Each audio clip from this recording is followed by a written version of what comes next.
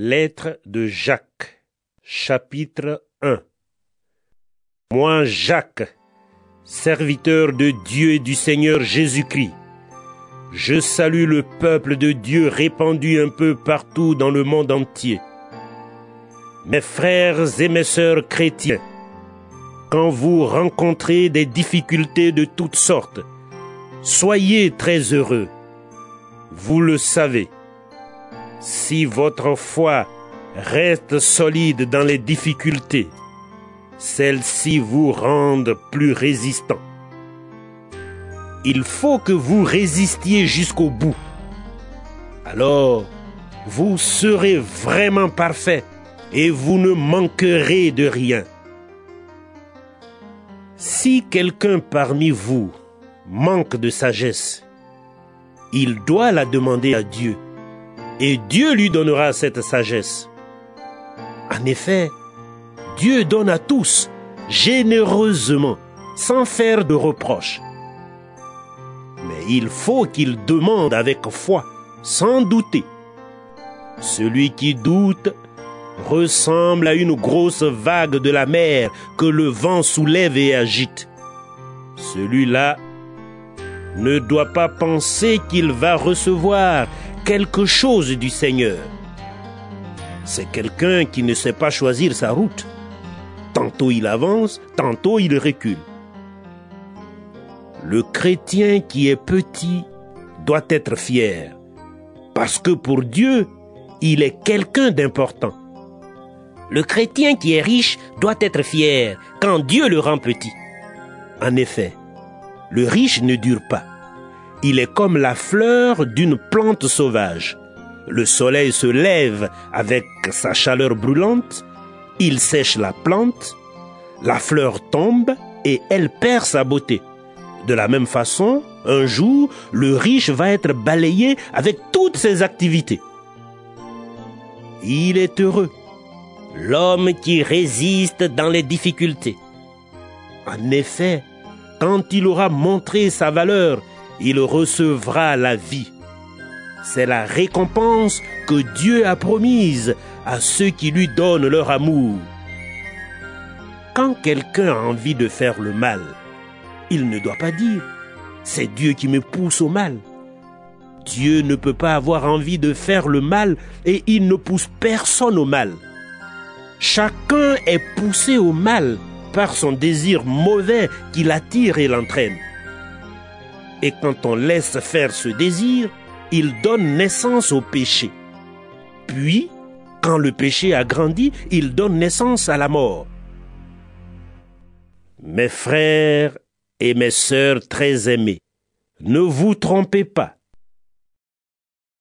Tout ce qui nous arrive de bon, tous les plus beaux cadeaux viennent d'en haut. Ils viennent de Dieu, le Créateur du soleil et des étoiles. Chez lui, il n'y a pas de changement, pas de mouvement, pas d'ombre. Dieu a voulu nous donner la vie par la parole de vérité. Alors, nous sommes d'une certaine façon au premier rang de tout ce qu'il a créé. Mes frères et mes sœurs très aimés, vous devez savoir ceci. Chacun doit être rapide pour écouter, mais lent pour parler, lent pour se mettre en colère. Un homme en colère ne fait pas ce qui est juste aux yeux de Dieu. Alors, rejetez tout ce qui est sale, tout ce qui est mauvais. Recevez avec douceur la parole que Dieu a plantée en vous. Elle peut vous sauver la vie. Ne vous contentez pas de l'écouter, mais faites ce qu'elle dit. Sinon, vous vous trompez vous-même. Oui, celui qui écoute la parole et qui ne fait pas ce qu'elle dit, voici à qui il ressemble. Il ressemble à un homme qui regarde son visage dans un miroir. Il se voit tel qu'il est, il se regarde, puis il s'en va et il oublie tout de suite comment il est. Au contraire, voici quelqu'un qui étudie avec attention la loi parfaite qui rend libre. Il reste attaché à cette loi. Il écoute la parole. Il ne l'oublie pas et il fait ce qu'elle dit. Cet homme-là sera heureux dans ce qu'il fera. Si quelqu'un croit être un bon chrétien, mais n'est pas maître de sa langue, il se trompe lui-même. Et sa façon de pratiquer la religion ne vaut rien. Aux yeux de Dieu, notre Père, voici la façon parfaite de pratiquer la religion. Prendre soin des orphelins et des veuves dans leur malheur. Ne pas se laisser salir par les choses du monde. Jacques chapitre 2. Mes frères et mes sœurs, vous croyez en Jésus-Christ, notre Seigneur, plein de gloire. Alors, ne faites pas de différence entre les gens. Prenons un exemple. Un homme vient là où vous êtes réunis. Il porte une bague en or et des habits très beaux. Un pauvre vient à la même réunion. Il est mal habillé. Vous montrez plus de respect à l'homme qui porte les beaux habits et vous lui dites: vous, asseyez-vous ici, à cette bonne place. Au pauvre, vous dites: toi, reste debout. Ou bien, assieds-toi là, par terre, à mes pieds. Quand vous agissez ainsi, est-ce que vous ne faites pas des différences entre vous? Est-ce que vous ne jugez pas avec un cœur mauvais? Écoutez mes frères et mes sœurs très aimés. Est-ce que Dieu ne choisit pas justement ceux qui sont pauvres aux yeux du monde? Il veut les rendre riches en leur donnant la foi. Il veut qu'ils reçoivent le royaume promis à ceux qui ont de l'amour pour lui. Mais vous méprisez les pauvres. Pourtant, qui vous écrase? Qui vous traîne devant les tribunaux? Ce sont les riches, n'est-ce pas? Ce sont les riches qui se moquent du beau nom que Dieu vous a donné. Les livres saints disent: aime ton prochain comme toi-même. C'est la loi du royaume. Et si vous obéissez à cette règle, vous agissez bien. Mais si vous faites des différences entre les gens, vous péchez. Et la loi de Moïse vous condamne parce que vous désobéissez. Oui, celui qui suit toute la loi, mais qui désobéit à un seul commandement, il est coupable envers toute la loi. En effet, Dieu a dit: ne trompe pas ta femme ou ton mari. Mais il a dit aussi: ne tue personne. Donc, par exemple, tu ne prends pas la femme ou le mari de quelqu'un d'autre, mais tu assassines une personne. En faisant cela, tu désobéis à la loi. Parlez, vivez comme des gens qui vont être jugés par une loi qui rend libre. Oui, au moment du jugement, il n'y aura pas de pitié pour ceux qui n'ont pas eu pitié des autres. Mais même quand Dieu juge, il est plein de pitié. Mes frères et mes sœurs, quelqu'un dira peut-être: je crois en Dieu. Mais s'il n'agit pas pour le montrer, cela sert à quoi? Est-ce que cette foi peut le sauver? Par exemple, un frère ou une sœur n'ont pas de vêtements. Ils n'ont pas à manger tous les jours. Parmi vous, quelqu'un leur dit: allez en paix, allez vous habiller et bon appétit. Mais ces paroles servent à quoi si vous ne leur donnez pas ce qu'il faut pour vivre? Pour la foi, c'est la même chose. Si tu crois en Dieu, mais si tu n'agis pas, ta foi est complètement morte. Quelqu'un dira peut-être: tu as la foi, moi j'ai les actes. Je répondrai, montre-moi comment ta foi peut exister sans les actes. Et moi, je vais te montrer par mes actes que ma foi existe. Tu crois qu'il y a un seul Dieu? Tu as raison. Les esprits mauvais le croient aussi, et même ils tremblent de peur. Tu es stupide. Est-ce que tu veux la preuve que la foi sans les actes ne sert à rien? Abraham, notre ancêtre, comment est-ce que Dieu l'a reconnu comme juste? C'est quand il a offert son fils Isaac sur l'autel, n'est-ce pas? Tu vois, sa foi et ses actes agissaient ensemble et ses actes ont rendu sa foi parfaite. Les livres saints disent, et c'est arrivé. Abraham a cru en Dieu. Pour cela, Dieu l'a reconnu comme juste. Et il l'a appelé son ami. Vous voyez, Dieu reconnaît quelqu'un comme juste à cause des actes qu'il fait et pas seulement à cause de sa foi. Pour Rahab la prostituée, c'est la même chose. Dieu l'a reconnue comme juste à cause de ce qu'elle a fait. En effet, elle a reçu chez elle des messagers du peuple d'Israël et elle les a aidés à partir par un autre chemin. Oui, sans le souffle, le corps est mort. De même aussi, sans les actes, la foi est morte. Jacques, chapitre 3. Mes frères et mes sœurs, ne vous mettez pas tous à enseigner. Vous le savez, nous qui enseignons, on nous jugera plus sévèrement que les autres. Nous faisons tous beaucoup d'erreurs. Si quelqu'un parle sans faire d'erreur, il est parfait. Il est peut-être maître de tout son corps. Quand nous mettons une petite tige en fer dans la bouche des chevaux pour les faire obéir, nous pouvons diriger tout leur corps. Regardez les bateaux. Ils sont grands et ce sont des vents très forts qui les font avancer. Pourtant, c'est avec un petit morceau de bois qu'on les dirige et ils vont là où le pilote veut. La langue, c'est pareil. C'est une petite partie du corps, pourtant, elle peut se vanter de grandes choses. Regardez, il faut seulement une petite flamme pour mettre le feu à une grande forêt. La langue aussi est comme une flamme. C'est là que le mal habite.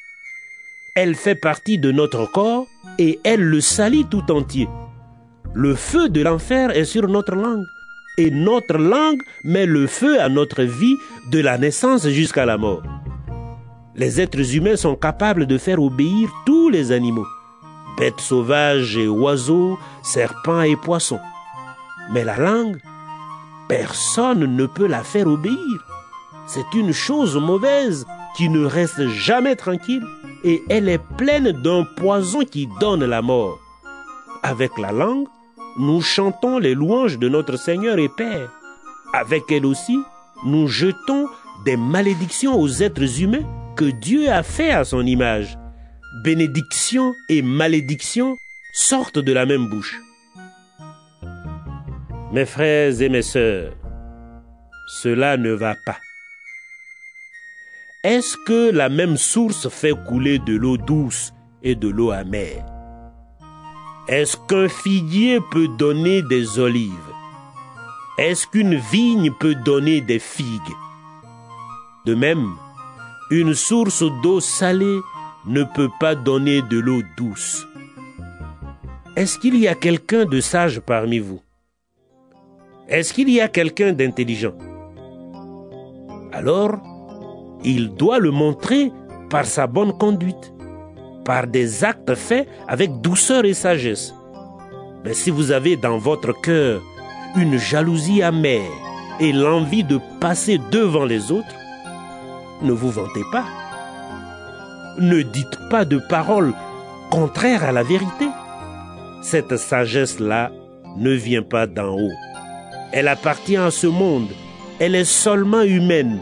Elle vient de l'esprit mauvais.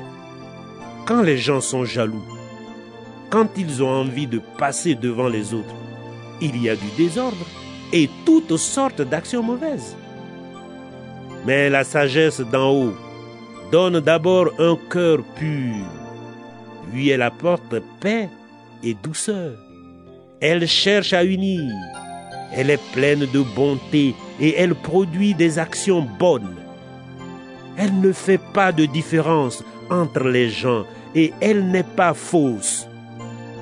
Ceux qui aiment la paix répandent la paix autour d'eux comme des semences, et les fruits qu'ils récoltent, ce sont des actions justes. Jacques, chapitre 4. D'où viennent les disputes? D'où viennent les luttes entre vous?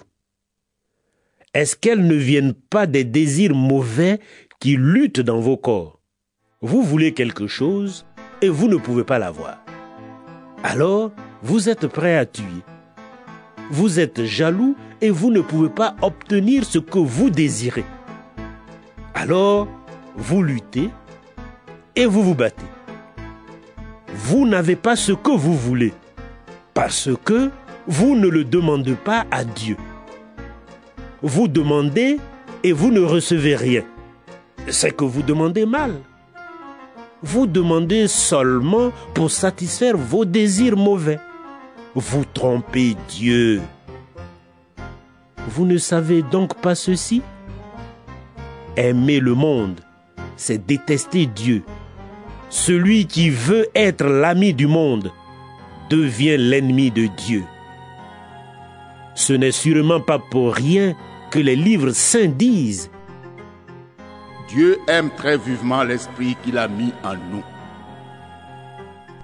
Mais Dieu nous fait un cadeau plus grand encore. En effet, les livres saints disent aussi: Dieu résiste aux orgueilleux. Il donne sa bénédiction aux petits.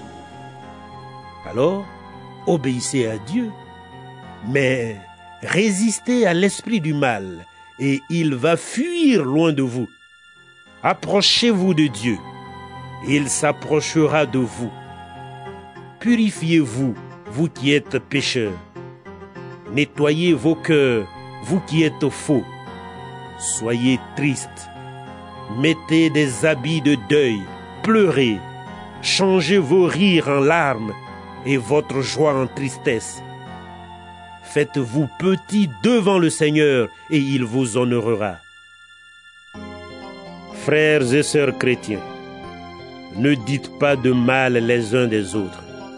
Celui qui dit du mal d'un frère ou d'une sœur, ou qui les juge, il dit du mal de la loi et il juge la loi. Et si tu juges la loi, tu n'obéis plus à la loi. Tu es son juge. C'est Dieu seul qui donne la loi et qui est juge. Lui seul peut sauver et faire mourir. Mais toi qui juges ton prochain, tu te prends pour qui? Maintenant, faites attention, vous qui dites: aujourd'hui ou demain, nous irons dans cette ville. Nous resterons là-bas une année. Nous ferons du commerce, nous gagnerons de l'argent. Pourtant, vous ne savez même pas comment vous vivrez demain.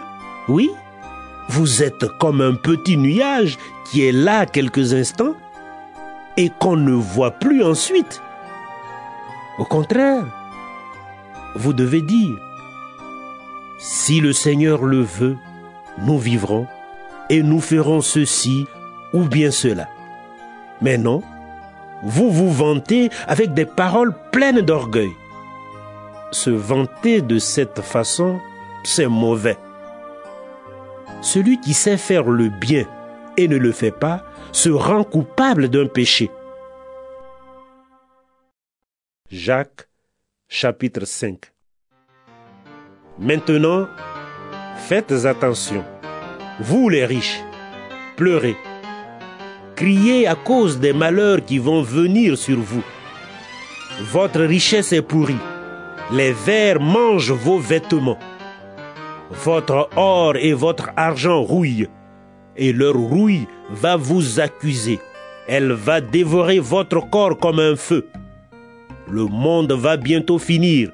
Pourtant, vous conservez des richesses en réserve. Et même, vous gardez pour vous le salaire des ouvriers qui font la récolte dans vos champs. Alors, ils se plaignent. Et les cris de ces ouvriers arrivent aux oreilles de Dieu, le Seigneur Tout-Puissant. Sur la terre, vous avez vécu au milieu des richesses. Vous avez fait ce qui vous plaisait. Vous avez bien mangé pendant que des gens mouraient. Vous avez condamné les innocents et vous les avez tués. Ils ne vous ont pas résisté. Frères et sœurs chrétiens, soyez patients. Le Seigneur vient. Regardez le cultivateur. Il attend avec patience les belles récoltes de la terre, depuis les premières jusqu'aux dernières. Vous aussi, soyez patients. Courage, le Seigneur vient bientôt. Frères et sœurs, ne vous plaignez pas des autres pour que Dieu ne vous juge pas. Voici le juge, il est à votre porte. Frères et sœurs, les prophètes qui ont parlé au nom du Seigneur ont souffert avec patience. Prenez-les comme exemple. Voyez, les gens qui résistent dans les difficultés, nous disons qu'ils sont heureux. Vous avez entendu l'histoire de Job, l'homme patient. Vous savez ce que le Seigneur lui a donné à la fin? Oui, le Seigneur est plein de tendresse et de pitié. Surtout, mes frères et mes sœurs, ne faites pas de serment. Ne prenez pas comme témoin le ciel, la terre ou autre chose. Dites simplement oui quand c'est oui et non quand c'est non. Alors, Dieu ne vous jugera pas. Parmi vous, est-ce que quelqu'un souffre? Il doit prier. Est-ce que quelqu'un est heureux? Il doit chanter pour le Seigneur. Est-ce que quelqu'un est malade? Il doit appeler les responsables de l'Église. Ils verseront de l'huile sur lui et ils prieront pour lui au nom du Seigneur. S'il prie avec confiance, cette prière sauvera le malade. Le Seigneur le mettra debout et s'il a péché, Dieu lui pardonnera. Alors, reconnaissez vos péchés les uns devant les autres. Priez les uns pour les autres afin d'être guéris. La prière d'un homme juste est très puissante. Élie était un homme tout à fait comme nous. Il a beaucoup prié pour que la pluie ne tombe pas. Et la pluie n'est pas tombée sur la terre pendant 3 ans et demi. Puis il a prié encore une fois, et le ciel a donné de la pluie. La terre a produit ses récoltes. Mes frères et mes sœurs, parmi vous, quelqu'un peut se perdre loin de la vérité, et un frère ou une sœur peut le ramener. Eh bien, vous devez savoir ceci. Si une personne ramène un pécheur de la mauvaise route où il se trouve, il le sauve de la mort. Et à cause de cette action, Dieu va pardonner beaucoup de péchés.